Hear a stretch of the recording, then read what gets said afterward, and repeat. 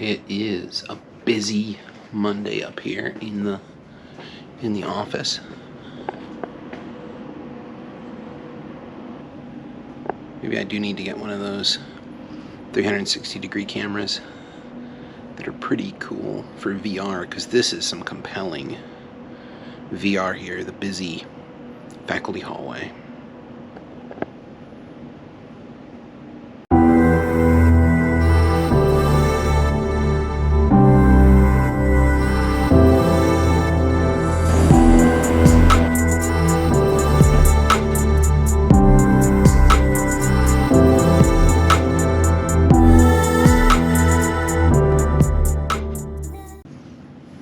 Okay, so the new big news is this Wednesday, 2 days from today, I'm gonna have a whiteboard here, and then I should be able to do some more videos, or better videos, because I think the lighting in here is pretty good, the setup is pretty good, it's a pretty good office for doing content creation. So I feel like I'm gonna try to make videos more regularly, or videos about rhetoric or debate or speech, whatever you like, here in this office.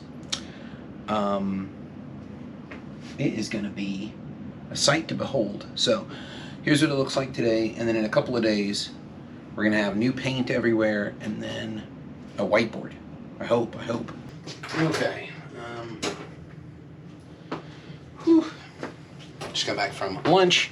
I've been gone for a while, but from your point of view, I've been here the whole time. Actually, probably a scene just ended and you're here.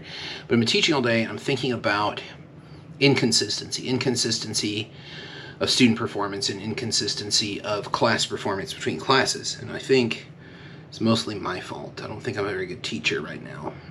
There's lots of reasons for that. One, I'm a lot more used to teaching online than in person, and two, teaching in person after 18 months off is something we have to kind of relearn, I think. But that aside, those are like difficult to address challenges, I feel. But there's two I could address, and I'm thinking about systematically addressing them, and I don't know what they might be, but I want to talk about them for a minute. I do wish they'd put my whiteboard in last Wednesday, but we're gonna have to make do. Okay, just imagine there's the whiteboard here, and I'll put some words up there as we need them. The first thing is grades and marking and assessment. All very different things. I wonder if this is a huge problem. I think it is a huge problem, is that grades are seen as the entirety of the operation, not just a marker of how well you did, or not just a marker of following directions, which is generally what they are. Is, did you do this in terms of quality? But you did it, so you should learn something from it no matter what your grade is. So even if you get an F, you're still learning from it. I think this is lost on almost everybody. And I'm not allowed to use the full grading scale, because then the problem becomes deeper. So if I give someone a C, for example, they flip out to the point where they're just like, well, I'm just bad at this, I'm not gonna learn. If I give someone an A-, they'll come in and be like, why did I get such a bad grade? And I think it's because an A is conflated with doing the basics. So the question is, how do we reclaim the grade scale, or how do we do away with the grade scale? A lot of you are going to say contract grading. I think this reifies a kind of a legalistic kind of exchange rate, the idea of a medium of exchange. I don't want the grade to have any value other than feedback on how to do better next time, because there always will be a next time. The class isn't the sole existence of the topic, and if it is, rethink what you're teaching if it has no connection to outside. And that leads me to my second point I want to make too, which is the disconnection of school to reality. So I was in the middle of teaching, and somebody's like, oh, by the way, so-and-so, they're going to be here, don't mark them absent. And it was just done in such a random kind of way that it makes me realize that whatever I'm saying or doing in there is not the reality to them. The reality to them is the marking, the discipline, the obedience, the bureaucratic nature of the class is the most important part of the class. So how do we fight that? How do we fight against that? I have zero interest in teaching people how to be obedient or follow rules or be on time or anything like that. Although I do think rhetoric and temporality has an important relationship. Timing, kairos, time limits with the audience, attention, the time span of attention, things like that, all very vital.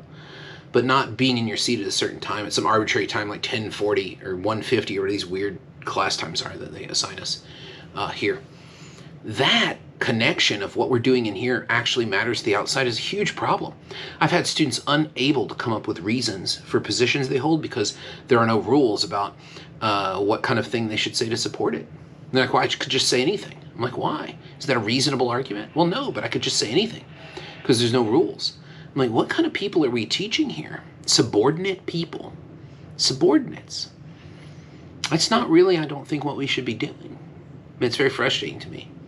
I did have a few students really nail it, and then I don't want to like diminish those projects or what they did, but overall I'm feeling pretty bad about teaching. It's kind of been a bad day, but it's okay. It's doing okay. But usually what I do on a day like this is I write up, I work on this document of the syllabus for next time, I call it, and it helps me figure out where I went wrong in the structure of the class. Does it ever solve anything? No. But the syllabus for next time kind of helps me feel a little bit better about things.